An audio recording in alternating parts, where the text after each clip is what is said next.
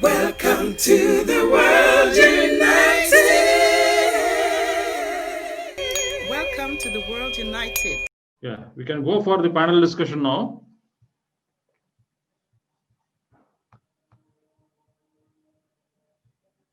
So I request the speakers on the board, Dr. PREMJI NIRMAL and Miranda Hung, to join the discussion, please.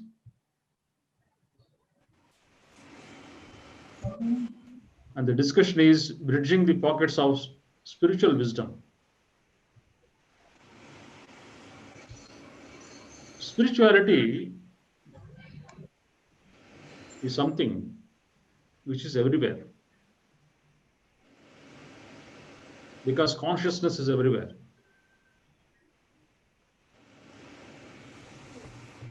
There is nothing like more consciousness in one place, less consciousness in another place. No. Consciousness is omnipresent, omnipotent, omniscient. It's everywhere.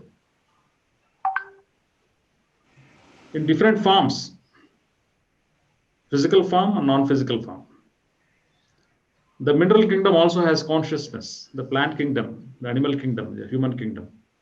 Everything is conscious.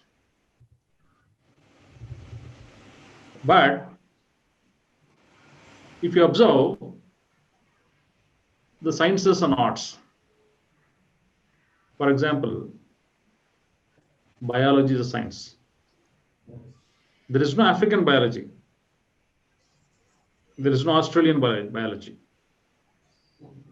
There is no Indian biology. When it comes to spirituality, we have Singapore spirituality, we have African spirituality, we have Indian spirituality, we have Chinese spirituality. So many forms. Why this discrepancy? What is so different? When science and arts are the same, when it comes to spirituality, we say Indian spirituality, African spirituality. What is this all about, and how should we understand? PREMJI, Dr. PREMJI NIRMAL, please, I would like to listen from you. Yes, the trouble with the human beings is we are all having the childhood conditionings and the cultural conditionings. Whichever place we are born, during our upbringing, we will be influenced by the environment around us. Our mother influences us the maximum in the first few years. Then the teachers and the people around us. So this childhood conditioning and the cultural conditionings definitely gets into us. And that is the reason, even as we grow, we are so very heavily conditioned by our culture, by our religion, and the environmental conditioning, the educational conditioning, which is there right from the childhood. And the human challenge is to go beyond these conditionings of childhood, environment, societal conditionings, educational conditionings, religious conditionings, and only when we transcend all these conditionings that we are burdened heavily with, that we can actually experience the unity consciousness, the essence of this world parliament. So that is the challenge, and that's where we must strive hard to uncondition ourselves so that we can experience that consciousness, which is the unity consciousness. It's all everywhere, and we all have the birthright to do so. And the most important aspect is whether we are ready to take up that challenge and work for it through the meditational practices. Thank you. Thank you, Prem Nirmalji. Thank you very much. Yes, Miranda, what's your take on it? How do you find, is there anything like Singapore spirituality, Malaysian spirituality? Well, actually, I am, let me turn this off so that we don't hear the sound. of the messages on the WhatsApp. Yeah. So I am actually a Taiwanese. I was born in Taiwan. And when I was 12 years old, my family immigrated to Australia, Sydney, Australia. Then about 15 years ago, I came to Singapore. Yeah. So when I first started doing my work, my life work in training and healing, I share with people that, people of all sorts of religions are welcome, and people with no religion are welcome. Yes, whatever faith you have, or if you don't have a religion, you don't have a faith, whoever you are, you're welcome to our training. And I think the amazing thing about Singapore is that as a country, they have a lot of respect for people from different religions and different, of different cultures. Yeah. So, and in the training, we shared about we respect all religions and people who doesn't have a religion. And also, I say that I'm not religious. I'm more like I'm spiritual. Yes. So as we go through the training, often we'll hear somebody will say, "Oh, we learned this in Christianity," right? Or somebody else say, "Oh, this is like one of the highest thing that they teach in Buddhism." Oh, then they will say, "Oh, we learned this in," they basically are saying they learn the same things in their religions. Yeah. So the things that help us to grow and evolve, to be more happy, to be more abundant, that opens us to connect spiritually, yeah, universally the same. Yeah, right. Different backgrounds, different religions or no religion, they are having their breakthroughs. They're creating miracles in their life. So I resonate with what you were saying just now, Dr. Yugandhar. Yeah. Yes. Same. There's no such thing as Singapore religion, spirituality, Taiwan spirituality, Australian teaching spirituality is the same. Yeah. So the same way, spirituality cannot be regionalized. Spirituality cannot be confined. Spirituality cannot be limited. Why should we have so many types of religious faiths? Truth is only one. Why should we should have different faiths? Why should we have different ways of understanding things? Why is so much of diversity in the world? And a confusion because of too much of diversity. And why is this so much of a religious and spiritual fundamentalism? Thinking, feeling, and assuming, believing that my faith is right faith or greater faith or most important faith to be followed. So as Dr. PREMJI NIRMAL was saying, is all conditioning from childhood. We have been conditioned, programmed. We are made to believe the way our adults or the peers or priests have been preaching us, teaching us. So it's all conditioning. So how do you think this deconditioning can be made possible from an individual to institutions, to communities, to organizations, and globe at large, Dr. Prem Nirmal, how we can actually make this awakening happen at an individual, institutional, and global level? How we can actually decondition and how actually make people up, rise to truth, because truth will never come down. We have to climb up the ladder, right? So how to make this truth be available to people in general? Yes, this is a very fundamental question, and we need to address to this. You see, I have seen lots of miracles happening, lots of people coming to this higher understanding, and it is possible to have that transformation. Ordinary person coming to that extraordinariness of unity consciousness, and thousands have come. But we need to build the critical mass very fast. So if you see the behind, I have a picture. Can somebody highlight it, please? So you can see the picture. I have a model, the scientific model of how do we go about it. Yeah. So I call it as changing the neural network, changing the neural network, changing the hardware. That is the first aspect. You see, most of the trainers, most of the spiritual people, Vedantists and all are working on the software. But the transformation will not be fast. I have a scientific data on this. So my approach is change the hardware first. See, unless you have your hardware ready, the new software cannot be loaded. That's the most fundamental of science.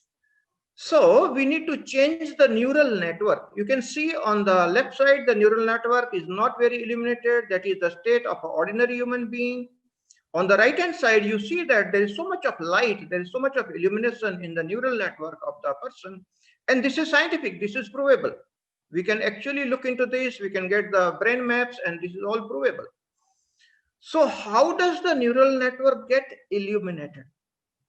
You see, the person who really walks the path of self-awareness and does the meditational practices, starts getting that glimpses of unity consciousness, slowly that enters the neural network, and neural network starts getting lighted. This is 100% science provable. So the word enlightenment has that word light built into that, and enlightenment. So that light is the lightening of the neural network in the brain. So, my dear friend, the transformation world over is possible. It is possible through the individual transformation only. There is nothing like mass transformation. The mass transformation is the result of the individual transformation. You see, there is nothing like a green jungle. But when each tree in the jungle is green, we call it as a green jungle or healthy forest. Like that, each individual of the society is enlightened, we will have the enlightened society. So the focus has to be on the individual transformation, and the individual should be trained more and more into meditation so that the neural network experiences that light, and we all become, our hardware becomes capable of experiencing that unity consciousness, which we all are striving hard for that. And so sooner we understand this, the sooner we'll have the critical mass on the planet Earth for the unity consciousness. And if we start working on the hardware, we develop the technology of how we can strengthen and enlighten our neural network that will actually result into the unity consciousness. Thank you. Thank you, Dr. PREMJI NIRMAL Ji. Thank you very much. Yes, it is individual transformation, individual awakening that is very important. Whether you meditate as a group, when you close your eyes, the only world visible is inner world, nothing else. And spiritual phenomena is always internal phenomena, nothing external.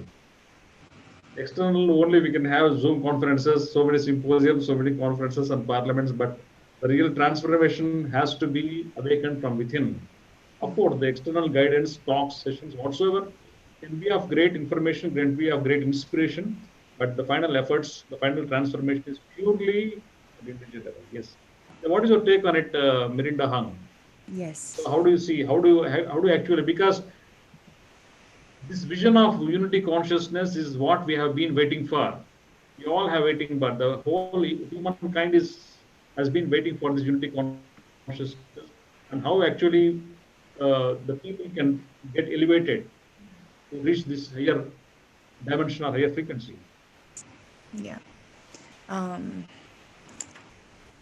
Yeah, I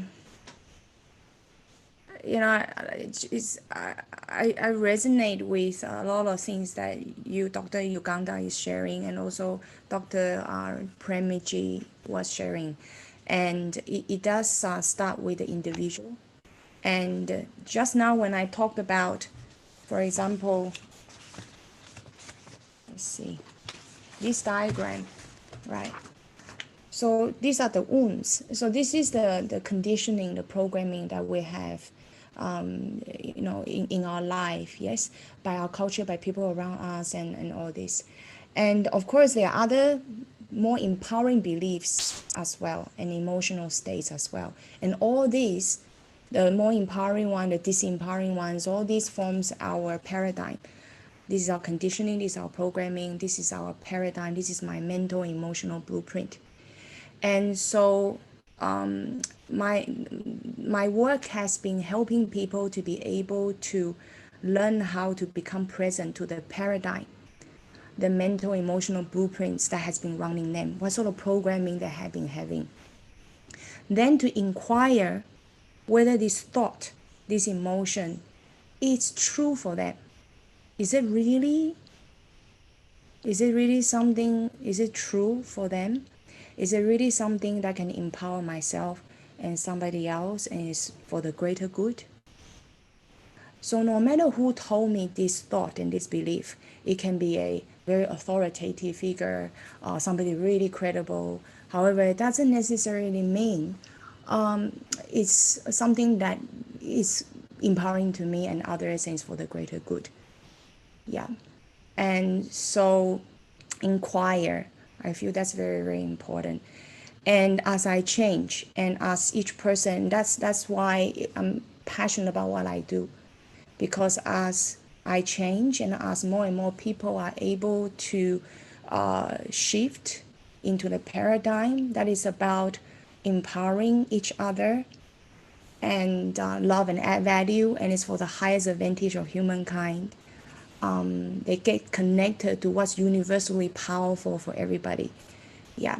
So then as one person change, because I believe we're all connected in energy. So as I change, then it creates the precession effects. The energy ripples out and it can influence others. So yes, the more, and then if we're able to hit that critical mass or whatever that mass is, the more people are able to take on this level of awareness. Yeah, an empowering paradigm, and the more people will be able to influence to be the same. Yeah, so it's changing one life at a time, starting from myself, one group at a time, for the intention that eventually we'll see that we're all connected. Your happiness is my happiness, your bliss is my bliss. Yeah, and we're all connected as one. Yeah. So that's why I think it's really cool. Yeah. Like a meditation like yesterday. Where everybody Thanks for your wonderful insights. Yes, it's agreed in common that it is finally the individual who has to be awakened, who has to be transformed. Groups per se will grow when many individuals change. Yeah. When many individuals transform. Groups is a sequel, not the primary thing, because groups are made of individual first, groups next, and groups first, globe next. That would be the sequel of things.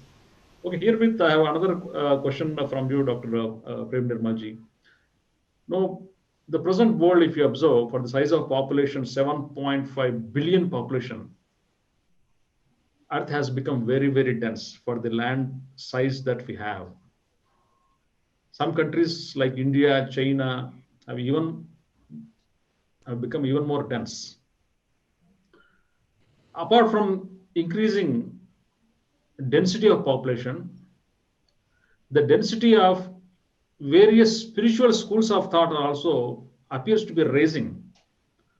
There are so many spiritual schools coming, mushrooming across the world. Same old wine in different bottles, or altogether a new wine in new bottles. All combinations or permutations are seen in the present trends of spirituality. And what is most important in the social reality, for example, say business. If we want to do business, we have to do a lot of marketing, we have to do a lot of promotions. When it comes to spirituality also, the same trends are being applied here as well, because there is no other way. It seems as if we have to do something called as a push strategy. Of course, there are some most glamorous saints who do not have to do push strategies, but a lot of pull strategies are also applied. But when the environment of the present world for the size of population of 7.5 billion size, it appears that the glamour, sensationalism, propaganda appears to be ruling the rooster. Without the elements of glamour, sensationalism, propaganda, I think spirituality is not able to be put on the wheels. So how to balance all these things, and in the name of all these things, the followers or disciples or students, whatsoever we call, are service takers, or whatever, service buyers, different types of people are there. They're also going into a trend of fundamentalistic attitudes. Like there has been religious fundamentalism. I'm a Hindu, I'm a Christian, I'm a Buddhist, whatsoever. Nowadays, I belong to so-and-so organization, I belong to so-and-so guru, these trends. They don't have any lateral vision, lateral thinking, lateral learning. Everything has been closed because of the tall claims and huge conditioning that is happening in the intra-organizational approaches that are happening, that have become a trend now. So with the trends that are growing in this direction, with a lot of empire building exercise everywhere, how to actually make the individual minds deconditioned and make them think out of box, make them visualize out of their cerebral bowls, and how to put them on tracks on the whole as a part of our own physical existence in the present world. Yeah. I really vibe very well with this question, and let me show you the answer. I have it ready. All right, all of you are able to see this background. Okay, this is a model that I developed because I had been sensing the same thing. See, we have to be honest in our approach. What I have seen is even the spiritual masters. Okay, let me have a disclaimer before I say anything. I'm not here to criticize anybody. I don't believe in criticizing at all. But I have a point. I had been myself associated with so many spiritual organizations for the last 30 years. World over. I had been traveling a lot, so many people, so many masters, so many trainers I had been meeting everywhere in the world. What I see is even those masters who are evolved, their focus is on organizational building. You see, and this our own conditioning. The bigger the organization you belong to, the bigger the master. And some masters have become so bigger that they don't even want to join this group of World Parliament. Oh, they are a lesser master if they join. This is for the ordinary masters, you see. So the ego bloating has happened because of the organizational growth. And the more and more masters are focusing on the organizational growth, because that is what makes you a bigger master. Now, I think there is something wrong with this kind of spirituality. Spirituality is all about dissolution of the ego. There is nobody who is a big, there is nobody who is a smaller. But you see, this is happening right under our nose. We are part of this world and it's happening. So we have to take up the responsibility. Now, as a scientist, I have a model. It's a journey, which if you understand, we actually solve this problem. So on the screen, you have the journey. It's called from mediocre zone to the miraculous zone. It vibes well with the topic of the panel discussion, as well as the question and the science of miracles, everything. So ordinary person is in the mediocre zone, just living unconsciously, surviving and all. Little better is the comfort zone. Majority of the people on the planet Earth right now are in the comfort zone. People don't move out of comfort zone because next zone is the fear zone. There's a lot of fear, you see. I have seen this mentality, Dr. Yugandhar, people who belong to an organization, you know, they are in that fear zone, and the people are creating that fear in the organization that if you go to another spiritual organization, you do not belong to this organization. So the person who is under the fear will not be able to widen the horizons of the mind and will remain stuck with that particular religion or particular spiritual organization which is happening. So fear is ruling there, the masses. And many heads of the organizations are purposefully doing it so that their organization grows and that sense of belonging remains. The breakthrough aspect that we are discussing, very much valid for this panel discussion, comes from the learning zone. And my congratulations to you, Dr. Yugandhar, for starting this forum. I had been associated right from 2012, and even before that, when we started, 2007. So learning zone, my dear friend, these are the forums where we all can learn from each other. The moment we start learning, we start understanding, we are able to control our fears, and we get into the growth zone, because after the fear zone comes the learning zone, after the learning zone comes the growth zone. So we start growing, we start understanding. Anybody who is learning, who is growing, who is understanding will not be controlled by the fear. Whether it is a religious head, or it is an organizational head, or it is a political head, we will not have the fear. We will outgrow the fear in the growth zone. The more we meditate, the more we understand the unity consciousness, we will break through. That breakthrough understanding is the breakthrough zone. Beyond that is the miraculous zone, where the miracles of the unity consciousness start happening. So it's a journey from mediocre zone to the miraculous zone as we help people to understand this thing, and they outgrow that narrow-mindedness of the organization, whether it is spiritual or political or religious. One, that narrow-mindedness of the sense of belonging to the organization is we break through. We are all the universal human beings.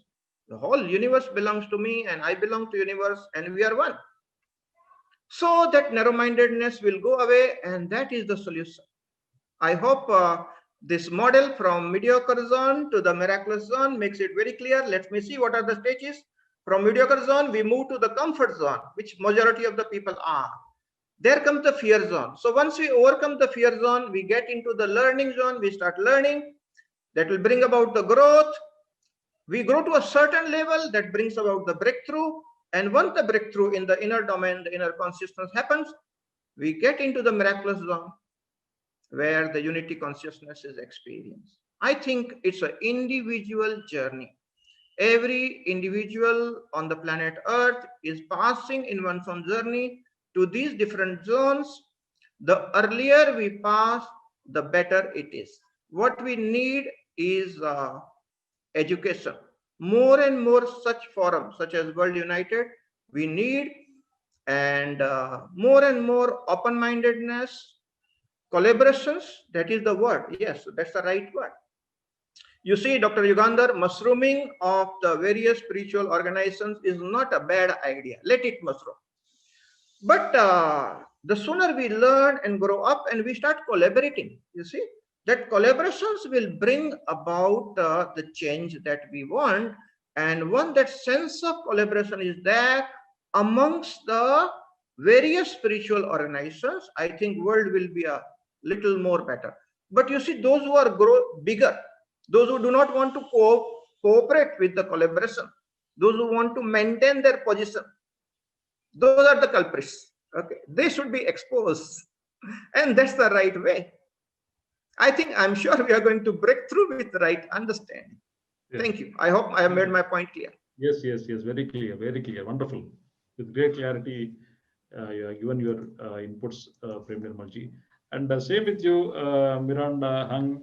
You know, the corporate culture, the corporate thinking, the corporate sure-footedness, the corporate way of testing things, the corporate way of standardizations have entered the spiritual path as well, it seems to be.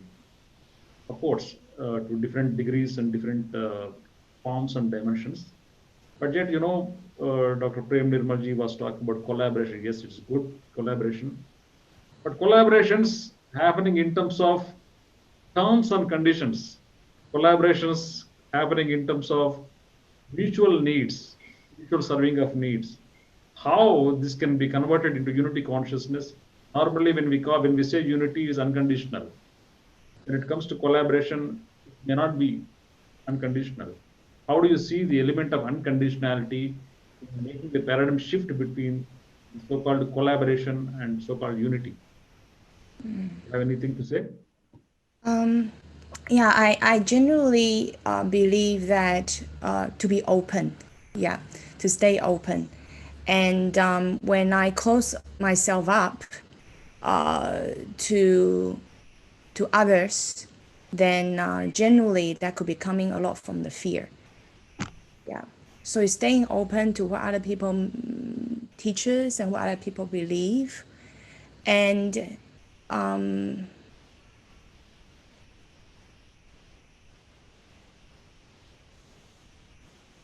and to check in within myself.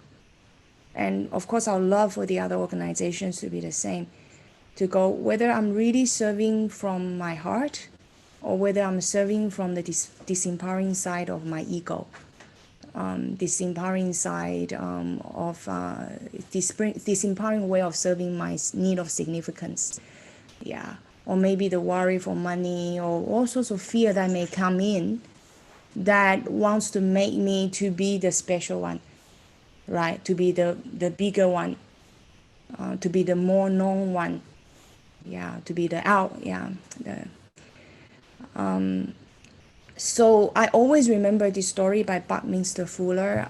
He is and he basically he wanted to commit suicide, and he was by the lake, and when he was about to go into the lake, he saw himself floated above the lake, and then there was the voice from the universe that said something along this line. It said that you do not belong to the universe. I mean, your life does not belong to you. Your life belongs to the universe. When you devote yourself to the highest advantage of humankind, the universe will always provide and always in the nick of time, right?